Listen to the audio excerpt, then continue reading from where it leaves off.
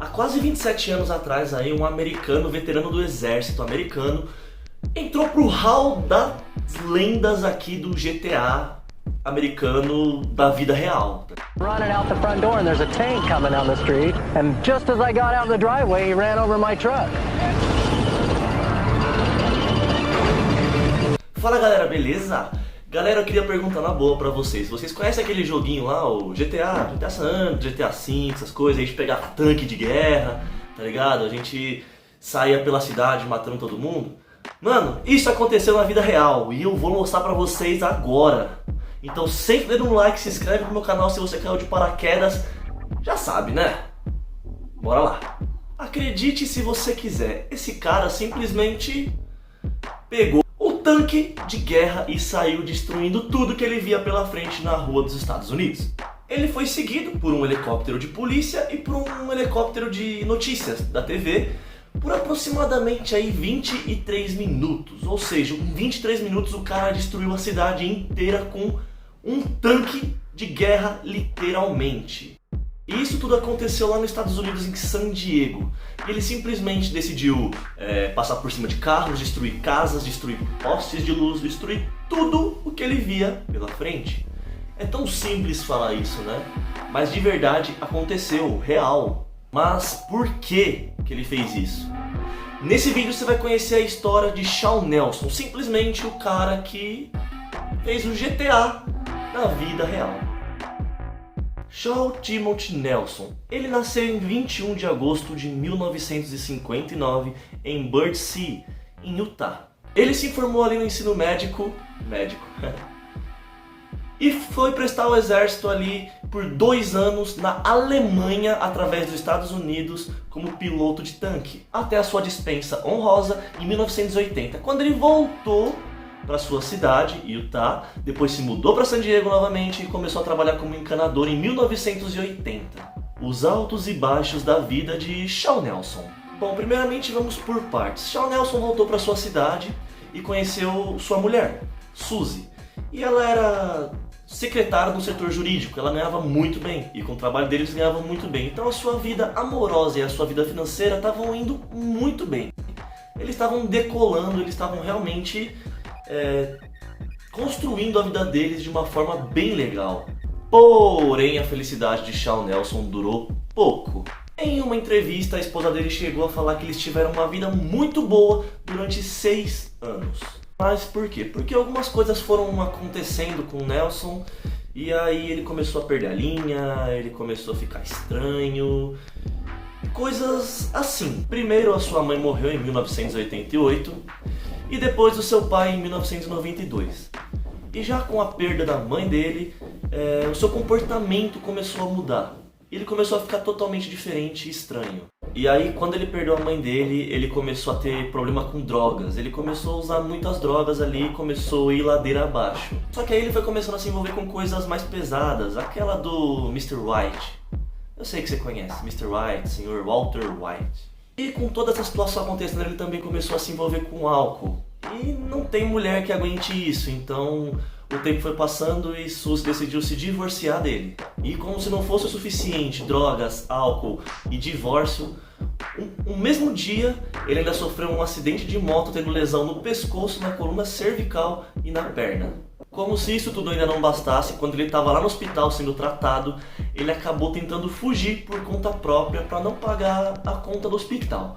Não sei se vocês sabem assim, mas lá no hospital, se você não tem plano de saúde, você tem que pagar a conta e não é barata. Bom, então ele já estava literalmente assim, bem destruído mentalmente, emocionalmente, fisicamente. E como se não fosse suficiente, ele ainda tentou processar o hospital por negligência, só que o cara acabou assim se ferrando, porque o hospital, ele acionou o advogado e o advogado ainda conseguiu reverter a causa e fez ele pagar $4.600 por danos morais. E novamente aí continuando nessa má fase dele, em 94, quando ele perde o pai dele, a van e as ferramentas de trabalho dele são roubadas.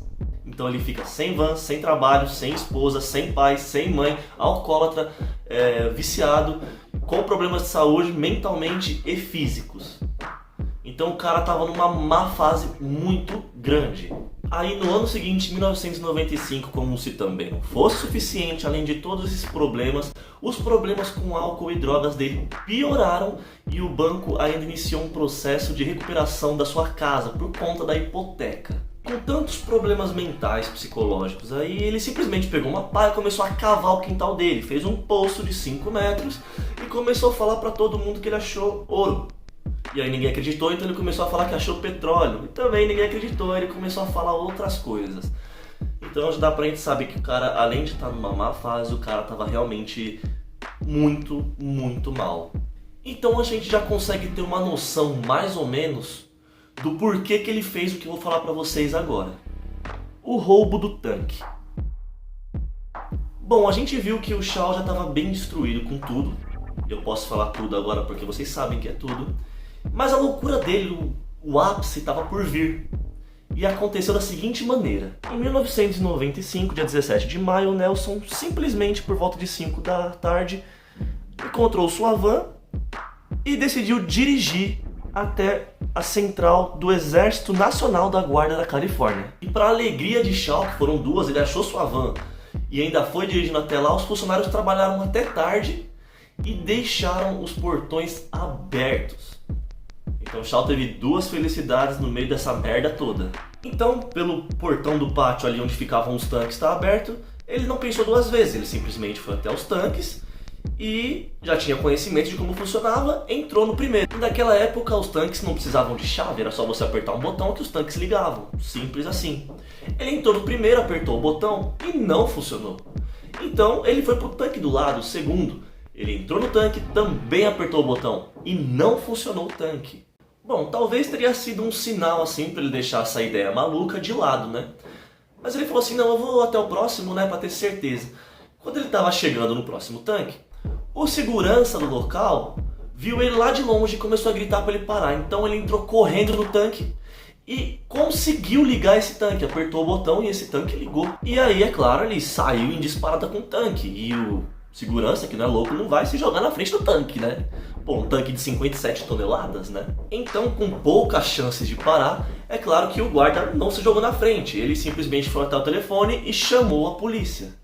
Esse tanque que ele pegou, por sorte, não tinha armamento dentro dele, não tinha munição nenhuma.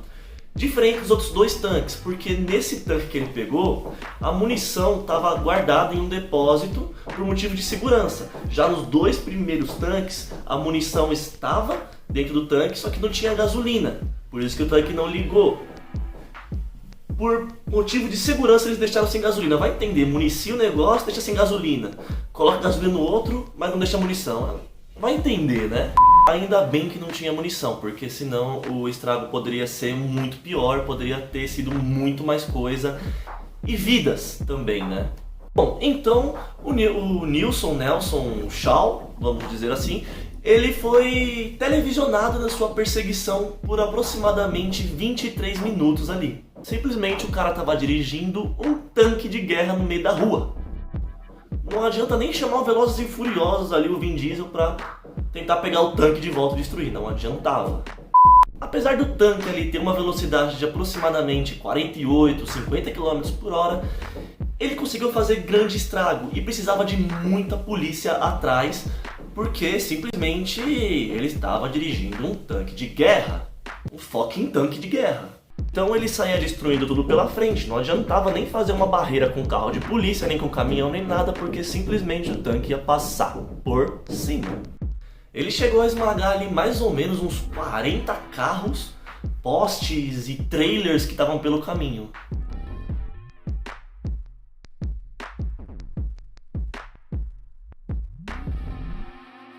Ele chegou a dirigir o tanque ali pela rodovia estadual, na rota 163, o que resultou, é claro, no fechamento daquela rodovia, na paralisação do trânsito, ninguém podia ir, ninguém podia vir por motivos de segurança. Só que aí ele teve a brilhante ideia de tentar cruzar a pista da rodovia, porém o tanque acabou ficando preso numa barreira de concreto. Bom, e nisso que o tanque ficou travado ali na barreira de concreto, 4 policiais subiram em cima do tanque. Um dos policiais ali conseguiu acabar abrindo a escotilha através de alicates e ordenou que o Shaw Nilson se rendesse, o que não aconteceu. e ficou balançando o tanque pra trás, pra frente, pra frente, pra trás, girando aquele negócio que tem um cano que atira.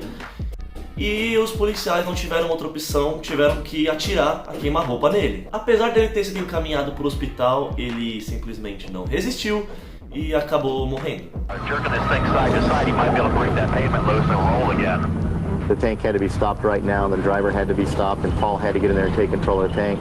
So I fired one round, struck him on the shoulder, and traveled diagonally down through his body, and it was an immediate fatal wound. Had he not become high center on the center divide, I have no idea what would have happened.